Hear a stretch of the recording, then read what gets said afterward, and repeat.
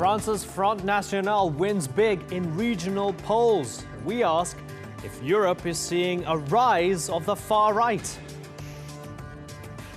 Also on today's program, the new face of modern warfare or morally outrageous and driving terrorism. Are drones making the world a more dangerous place?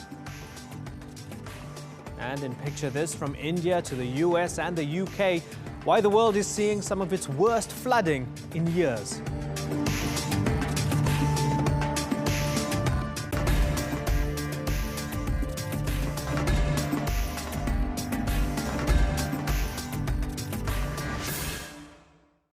Hello and welcome to the Newsmakers with me, Imran Garta. France's far right made history last weekend as it stormed to victory in the country's first poll since the Paris attacks that killed 130 people.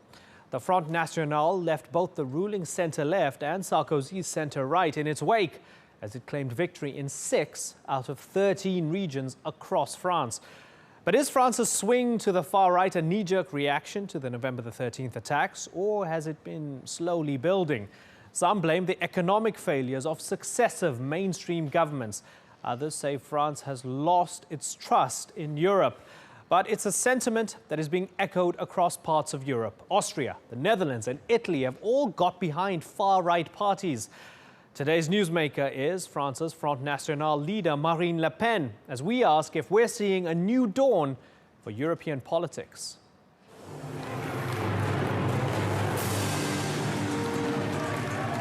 For the first time, the far right appears to be on the brink of power in regional France. The National Front recently finished ahead in 6 out of 13 regions in the first round of elections. Its leader, Marine Le Pen, is anti-immigration and anti-Europe. She has tried to reinvent the party, appealing to voters who are voiceless and disenfranchised. The regional elections were the first test of voter sentiment since the attacks last month in Paris that killed 130 people. The support to the Front National grows stronger every election. Political leaders will try to find excuses because they're unable to question themselves. This time, they will use the terrorist attacks in Paris to justify this historical result.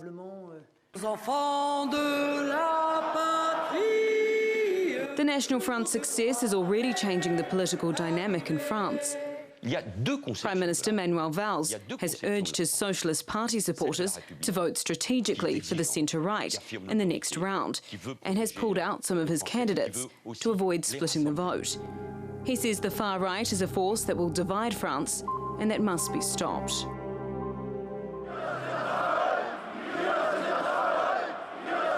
Provocative images, nationalist rhetoric, angry exchanges. When it comes to the far right, though, it's not just France. This is Dresden in eastern Germany, a country where many of those views have been practically outlawed since the end of the Second World War. This is the street movement Pegida, patriotic Europeans against Islamization of the West. What worries me most is that Germany has been taken over. I live in Berlin, and when I take public transportation, the bus or subway, I see more and more foreigners. Refugees can come when they come from a country at war, but what's happening here in Germany is an Islamic invasion. Although not a force at the ballot box, Pegida's growing popularity highlights the rise of the far right across Europe. And in many countries, the draw of the right has translated into votes. In the last European parliamentary elections, France's National Front won 23 seats. Italy's Northern League gained 5. The Freedom Party in Austria took 4, as did the Dutch Party of Freedom. Some members of the centre-right and centre-left are struggling to define their message, and their reforms are failing to pull in enough votes. Charismatic politicians leading the far right are offering a slicker image, their policies less extreme than before, and they're attracting voters who seem to be tired of the mainstream. Yvette McCullough, The Newsmakers. Well, joining me now from London is Vincenzo Scarpetta, a political analyst at Open Europe, who says the Front National's historic results should be a wake-up call to the EU. Thanks for joining us, Vincenzo. Has this been a long time coming? Well, I think I disagree with those who say that the historic result of Front National is just the fruit of some sort of knee-jerk reaction of French voters to last month tragic terrorist attacks in Paris, because the reality is that Front National has been growing for a while because it was the most voted party in last year's European Parliament elections. It had already made important gains in the local elections earlier this year. So it is more than just a reaction. I do think the terrorist attacks as well as the ongoing refugee crisis have played a role in driving support for Front National up, but as usual, this is a more complex phenomenon, and there are several factors behind the surge of this party. You say cutting across all types of sectors of French society. You're looking straight down the barrel of the camera right now. You won't be able to see this image behind me and on the wall of their supporters. Most tend to be middle-aged. I don't see anybody of a darker skin at all. They all seem to be Caucasian, and their salute is just a few degrees away from what seems to be a Nazi salute. Is it fair to call these people fascists? Is it fair to call them Islamophobic, anti-Semitic, racists? Well, you have to consider that the leader of Front National, Marine Le Pen, has been working on this point. In French, they say dédiabolisation, so like a detoxification of the image of Front National as a xenophobic party. Of course, there has been, and probably there still is, a component of that, because we shouldn't forget the controversial remarks made by Marine Le Pen's father, Jean-Marie Le Pen, who said that gas chambers were a detail of history. But I would actually disagree with you when you say they look mostly middle-aged, because according to opinion polls, Front National is quite attractive among young voters. So 35% of people aged 18-34 in France, according to opinion polls. Obviously, we don't know the exact breakdown of votes. So 35% of people aged 18-34 voted Front National. So it is, again, as I said, it's cutting across all sectors and all age brackets, so to say, of the French society. Final question for you. How do they compare to the Jobbiks in Hungary, the Pegidas, the Golden Dawns in Greece, and other similar movements we're seeing across the continent? What makes them so different? Well, I'm always really cautious when it comes to comparing parties in different countries, because each country has its own political reality.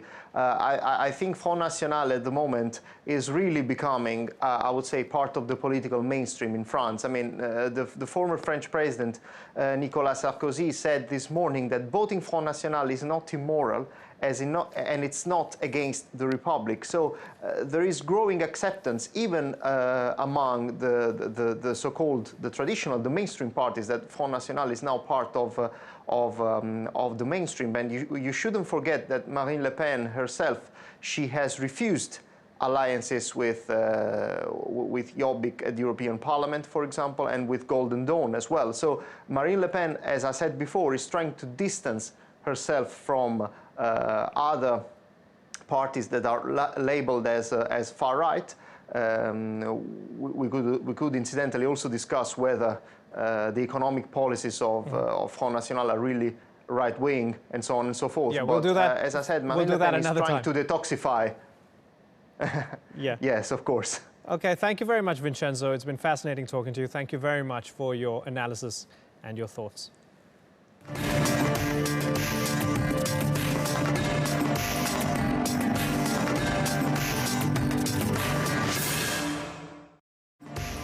Still to come on the Newsmakers, are military drones making the world a more dangerous place?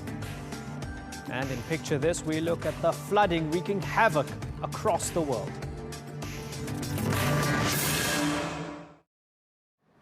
The drone industry is worth billions of dollars, and use of the unmanned aircraft has become a vital part of modern warfare. But drones are killing thousands of people in countries across the Middle East, prompting widespread protests against their use. But supporters say they are highly accurate and spare the lives of soldiers who would otherwise have to engage in on-the-ground combat. In a moment, I'll be joined by our panel of guests to discuss whether military drones are making the world a more violent place. But first, Alican Ayanlar has this report.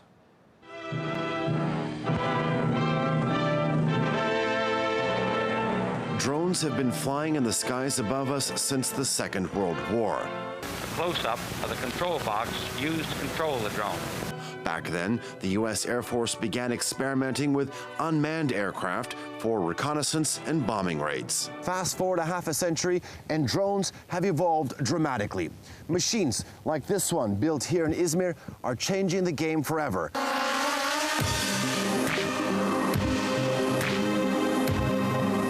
The civilian drone industry is worth tens of millions of dollars, and it's expected to reach $1.5 billion by 2020.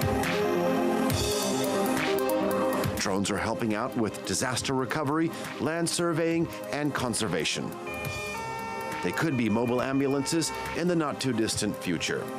And if Amazon's drone delivery trial is a success, they could even be dropping off your shopping. Back in Izmir, the possibilities have gotten this Turkish drone company excited, and they want to get ahead of the game. I think we can use drones to actually build up a master plan to do proper irrigation and proper usage of arable agricultural land. In terms of border control, I mean, we have thousands of kilometers of border, which is very porous, especially in light of the current events happening around us. And I think it will serve as a game changer.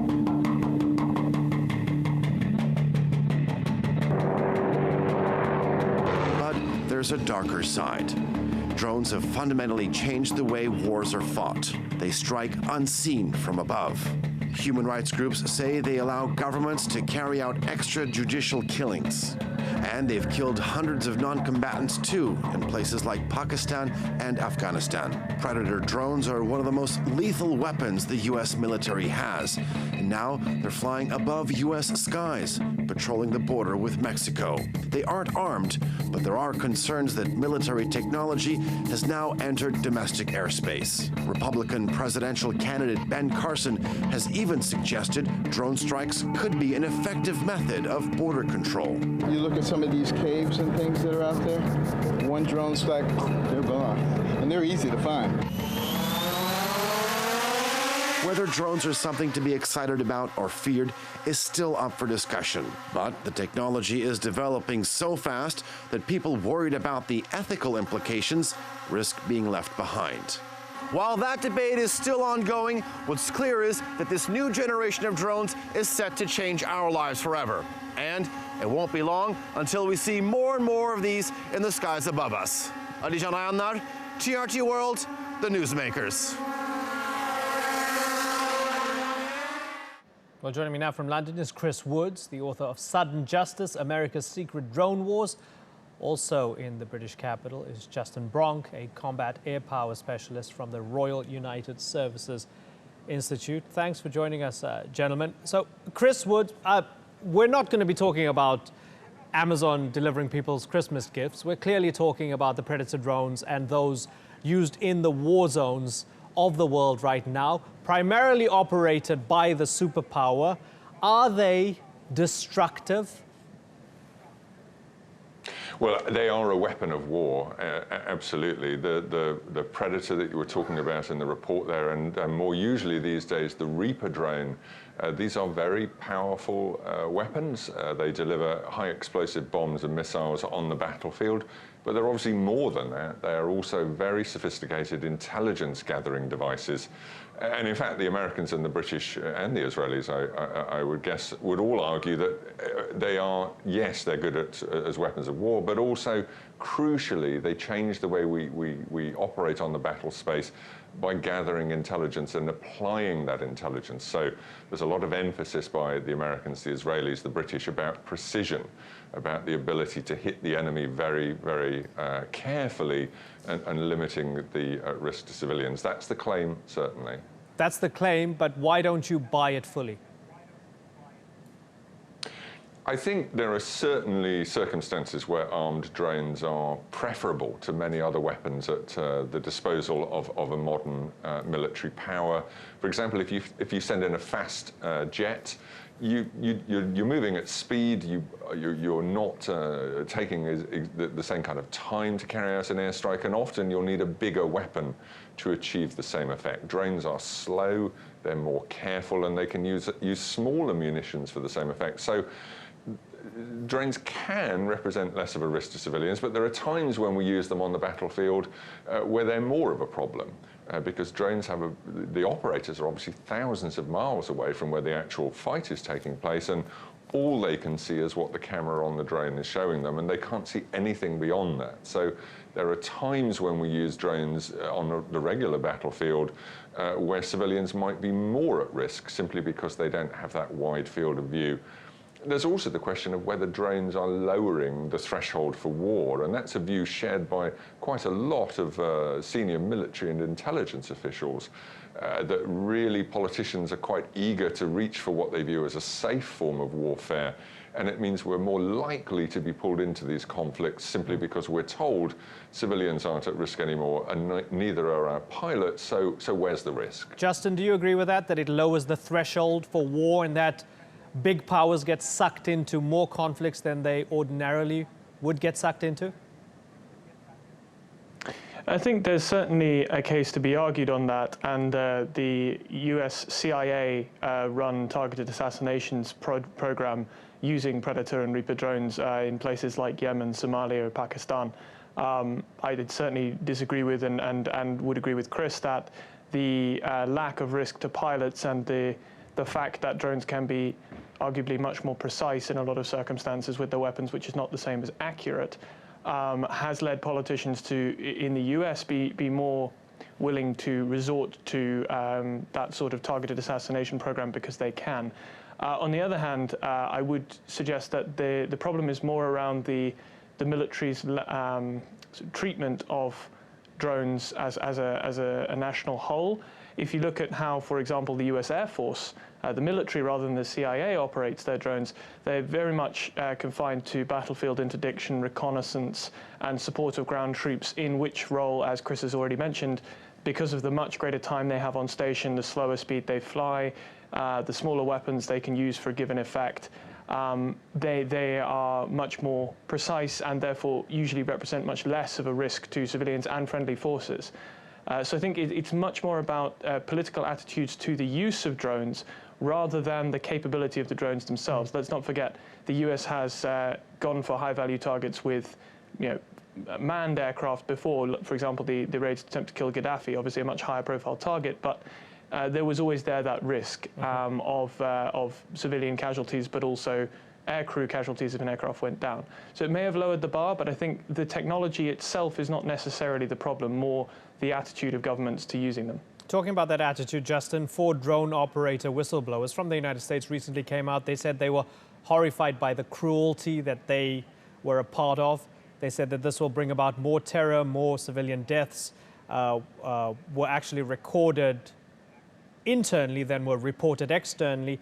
And they said it seems like our actions of late have only made the problems worse. Is particularly the US program only making things worse? Again, I think you really need to separate out the CIA drone program, which probably is making things worse in a lot of ways, in that although it has performed a very effective decapitation of Al-Qaeda, or what was previously known as Al-Qaeda in Afghanistan and elsewhere, that's actually led to a splintering of the terror group into lots of different subsets. And obviously every time civilians are hit, or even when the intended targets are the only ones hit, they still have families who then feel lasting enmity towards the United States and its allies. So certainly that can be counterproductive. Chris, what's more outrageous, the number of civilians killed or the impersonal nature of the killing, and the fact that no matter how much it's actually affecting the drone operator, they still get to go home and do the homework with the kids and put them to bed? Yeah, it's often described, drone warfare, as risk-free warfare, and of course that's a fantasy. What we're talking about is risk-displaced warfare. The violence is displaced elsewhere. Our military personnel are rarely now at risk on the battlefield. For example, there's not a single British military personnel member been killed in the current war in Iraq and Syria, and just one US serviceman has been killed there, in fact, in a ground attack. But the violence is simply displaced elsewhere. So what we find is not only that civilians get killed, and while it's a relatively small number compared to historic measures, it's still a lot. So hundreds of civilians have been killed by the CIA, for example, in Pakistan, in Yemen, in Somalia. But also those local terror and militant groups that are being targeted because they can't lash out at the attacker, which is the United States. They will often vent their anger on local security forces, local police, or even local civilian populations. And we see this time and time again in countries like Yemen, and in Pakistan, where the Taliban or Al-Qaeda will attack a civilian location or an army post and add to the destabilization in these countries. And I think one of the biggest criticisms of the American policy, for example, for Yemen, is that the US has looked at Yemen through its own domestic counterterrorism needs and stopped looking at Yemen holistically and asking the question, what does Yemen need? What does the region need? And when I speak to senior US diplomats, they complain all the time that they are pushed backwards by the CIA, by the military. They're not able to do their jobs properly because the dominant force in US narratives these days is the military, is the intelligence community. And so the drones are tactically effective. They're very good at killing the bad guy. But strategically, they could be having the opposite effect and actually destabilizing the very regions America thinks it's helping. And there were many theories that suggested, a little bit of circumstantial evidence, that Ali Abdullah Saleh, the former leader of Yemen, actually got the US drone program to do his dirty work for him. And he was identifying enemies as Al-Qaeda, who were personal enemies rather than Al-Qaeda. Final question for you, Justin. Looking to the future, it's all well and good, I guess, from many looking at it through a Western prism for the United States to use these drones, for the UK to use these drones, for the Israelis to use these drones. What happens when, for example, China decides that it wants to take out a Uyghur separatist on the streets of London who it considers is a terrorist, and maybe 10 civilians die in that process? Are we going to ever reach that stage?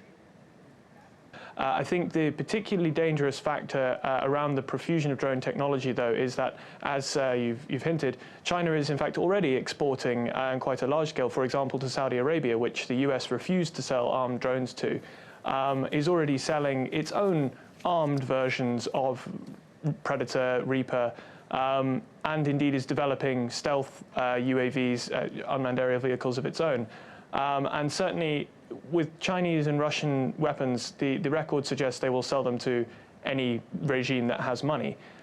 So there will not be even a veneer of political vetting before these are sold to regimes to do what they will with. Of course, the West isn't innocent on that count either. We have run out of time, but thank you very much for sharing your thoughts with us. You guys have been a wealth of knowledge. In today's Picture This, thousands of people across the world have been forced to abandon their homes as villages, towns and cities are submerged by floods. From India to England, take a look at the biblical downpours that are wreaking havoc across the globe.